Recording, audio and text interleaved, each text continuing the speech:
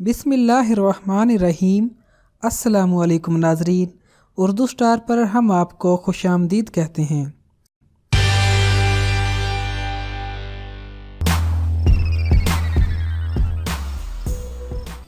नया पाकिस्तान बनने के बाद पूरी कौम तब्दीली के समरात से मुस्तफीद हो रही है। जिस भी शोबे में चले जाएं, वहाँ लोग तब्दीली के गुन गाते नजर आएंगे। अशियाए ज़रूरत की कीमतों की बात की जाए तो पता चलता है कि अवाम तब्दीली के दावेदारों और जिम्मेदारों को झोलियाँ फैला फैला कर दुआएं दे रहे हैं। देखें, हम बहुत सीधे सादे लोग हैं, सीधी सादी बात समझते हैं। नवाज शरीफ की गुज़श्ता हुकूमत के 1 साल बाद आज़ादी मार्च शुरू किया गया, जो कि इस्लामाबाद धरने में तब्दील हुआ। 160 दिन के धरने में सुबह शाम कौम को यही बताया गया कि जनाब रोजाना 300 अरब की करप्शन होती है। कौम को बदउनवान हुक्मरानों की निशानी बताई गई कि जब चीजें महंगी होने लगे तो समझ लेना कि हुक्मरान बददियानत और करप्ट हैं। साथ ही कौम को बताया गया कि ये जो पेट्रोल 75 रुपए लीटर मिल रहा है, ये तो 45 रुपए में मिलना चाहिए। मौलाना फजलुर रहमान के हवाले से कौम को बताया गया कि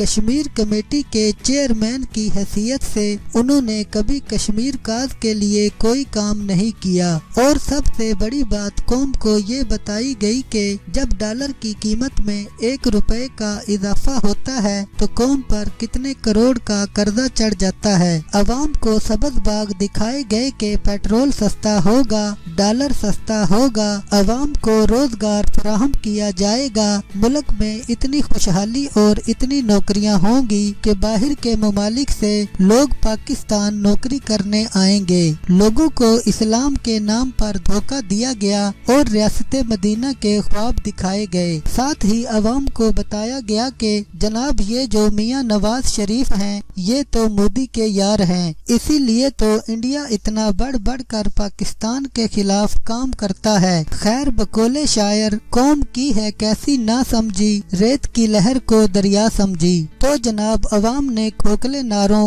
और झूठे वादों के फरेब में आकर पीटीआई को वोट दिया। लोगों का ख्याल था कि बस अब पाकिस्तान में खुशहाली का दौर आने वाला है, हमारे बुरे दिन खत्म और अच्छे दिन आने वाले हैं, बस अब पाकिस्तान का कर्जा खत्म होगा, IMF को खैराबाद कह दिया जाएगा, डॉलर 70 रुपए और पेट्रोल 45 रुपए का होगा, पाकिस्तान अब रियासत मदीना के नक्शे कदम पर चलेगा। लेकिन वो जो फिल्मी शायर ने कहा था कि रात ने क्या ख्वाब दिखाए, रंग भरे सो जाल बिछाए, आंखें खुली तो सपने टूटे, रह गए गम के काले साए। अवाम को पहला धचका उस वक्त लगा जब रियासत मदीना के दावेदारों ने गुस्ताखाने रसूल और मुनकरीन खत्मे नबूवत को अहम और कलीदी ओहदों पर तैनात किया। इस पर अवामी रद्द अमल के बाद ये फैसला वापस लिया गया। उसके बाद अचानक डॉलर को पर लग गए। वो डॉलर जो नवाज शरीफ हुकूमत के इख्तिताम तक 115 रुपए का था, वो 165 तक पहुंच गया।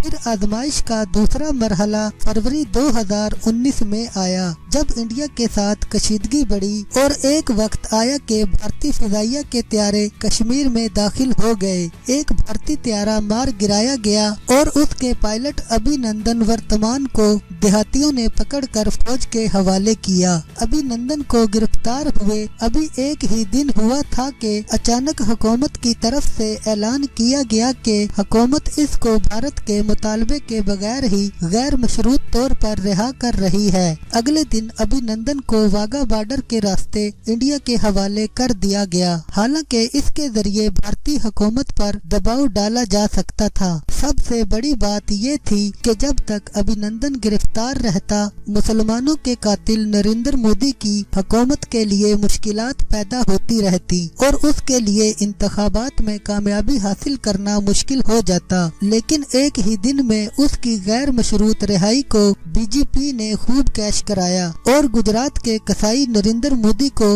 दोबारा वजीर आजम बनने का کا موقع ملا۔ عوام کو بتایا گیا کہ نواز شریف مودی کا یار ہے، لیکن تماشا یہ ہوا کہ اقوام متحدہ کی سلامتی کونسل کی نشست کے لیے پاکستان نے بھارت کو ووٹ دینے کا وعدہ کیا۔ تماشا یہ ہوا کہ جب بھارت میں انتخابات کا آغاز ہوا تو وزیر اعظم عمران خان نے نواز شریف کے یار مودی کی کامیابی کے لیے دعائیں کی اور قوم کو بتایا کہ مودی کی حکومت آنے سے کشمیر کا مسئلہ حل ہو جائے گا، اور واقعی مسئلہ کشمیر تو حل ہو گیا۔ اب پاکستان میں کشمیر کمیٹی کے چیئرمین مولانا فضل الرحمان نہیں تھے اور نہ ہی پاکستان میں مودی کے یاروں کی حکومت تھی، لیکن اس کے باوجود بھی مقبوضہ کشمیر جو پہلے ہی ایک متنازع علاقہ مانا جاتا تھا، اس کی امتیازی حیثیت ختم کر کے اس کو باقاعدہ طور پر بھارت کی ایک ریاست کا درجہ دے دیا گیا۔ وزیر اعظم عمران خان نے اقوام متحدہ میں ایک زوردار تقریر ضرور کی، لیکن عملی طور پر کشمیریوں کی مدد کے لیے کچھ بھی نہیں کیا۔ نہ ہی فوج آگے بڑھی، نہ ہی عوام کو کچھ کرنے دیا گیا، نہ ہی عالمی سطح پر اس کے لیے کوئی مہم چلائی گئی۔ حکومت کی سنجیدگی کا یہ عالم تھا کہ اس انتہائی اہم مسئلے پر وزیر خارجہ شاہ محمود قریشی ٹیلی فون پر عالمی رہنماؤں سے رابطہ کر کے تعاون کی اپیل کرتے رہے، جبکہ دوسری جانب نریندر مودی اور ان کے وزیر خارجہ اس دوران متعدد ممالک کے دورے کر کے عالمی برادری کو اپنے حق میں کرتے گئے۔ انڈیا نے اپنی فوج کو کلی اختیار دے کر کشمیر میں اتارا اور ہمارے حکمران ناچ گانوں کے ذریعے کشمیر کو آزاد کرنے کی کوشش کرتے رہے۔ معمولی درجے کی ٹک ٹاک گرل وزارت خارجہ کے دفتر میں بیٹھ کر سیلفیاں بنواتی رہیں، اور تبدیلی کا سب سے بڑا پھل کشمیر کے ہاتھ سے نکلنے کی صورت میں ملا۔ 30 اپریل 2018 تک پیٹرول 87.70 روپے لیٹر، لائٹ ڈیزل 68 روپے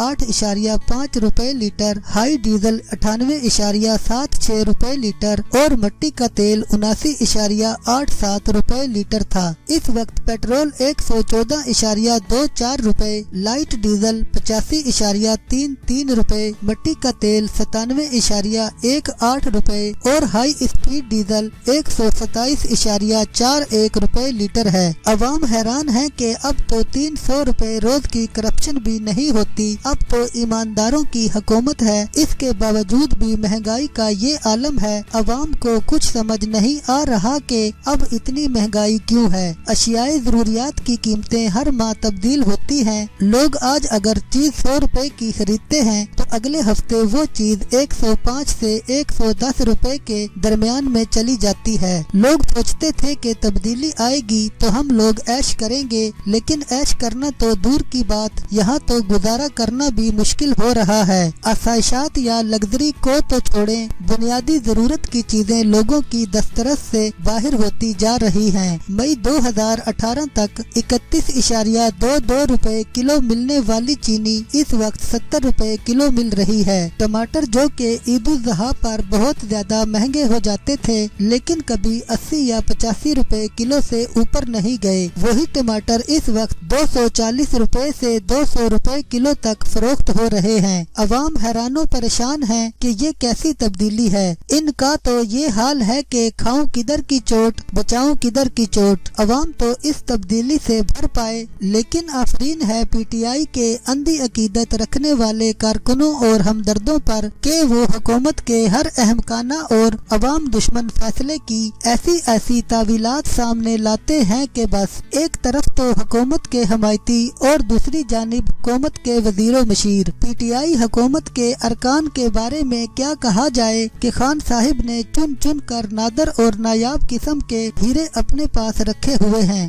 دیکھیے پاکستان میں کبھی بھی بہت ہی اعلیٰ اور مثالی قسم کی حکومت تو نہیں رہی، لیکن کم از کم اتنی بری بھی کوئی نہیں تھی، اور نہ ہی کبھی ایسا ہوا کہ حکومت کی جانب سے عوام کے زخموں پر نمک چھڑکا گیا ہو۔ لیکن پی ٹی آئی کے دور میں یہ بھی ہوا اور آج بھی ہو رہا ہے۔ زلزلہ آئے تو اس پر بھی حکومت کے وزیر احمقانہ اور صفاقانہ بیانات دینے سے باز نہیں آتے۔ مہنگائی کی ایسی تعویلات پیش کی جاتی ہیں کہ بس کیا کہا جائے۔ حال ہی میں جب متحدہ عرب امارات اور عرب ممالک पब्लिक ने नरेंद्र मोदी को अवार्ड दिए तो ये दर हकीकत पीटीआई हुकूमत की नाकामी का सबूत था। उस पर जब वजीर खारजा से सवाल किया गया तो उन्होंने जो फरमाया वो बिला तबतरा है। सोचने की बात ये है कि अगर आपके पास कहने को कुछ नहीं है तो उस सवाल को गुजार दें, उसका जवाब ना दें, लेकिन कम अज कम अवाम के जज्बात मजरू ना करें और उनके जख्मों पर नमक ना छिड़कें। मकबूजा कश्मीर हाथ से जा चुका और अब इंडिया आजाद कश्मीर और गिलगित बल्तिस्तान तक पर मलकियत का दावा कर रहा है। वैसे अब कश्मीर कमेटी का चेयरमैन कौन है? करतारपुर बॉर्डर खुल चुका और इंडिया से सिख ज़ायरीन सिर्फ $20 अदा करके करतारपुर आ सकते हैं। अलबत्ता हज के मौका पर हर साल सरकारी एयरलाइन खसारे में चली जाती है और हज के किरायों में इजाफा हो जाता है। टमाटर 240 रुपए किलो, डॉलर 155 रुपए, पेट्रोल 114 रुपए हो चुका है। अवाम महंगाई की वजह से पिस रहे हैं, लेकिन वजीर आजम और हुकूमती अरकान की सुई नवाज शरीफ, आसिफ जरदारी और मौलाना फजलुर रहमान से आगे नहीं बढ़ सकी। बात सिर्फ ये है कि छोटा आदमी हमेशा छोटा ही रहता है, चाहे तो कितने ही बड़े मनसब पर पहुंच जाए। आपका क्या ख्याल है?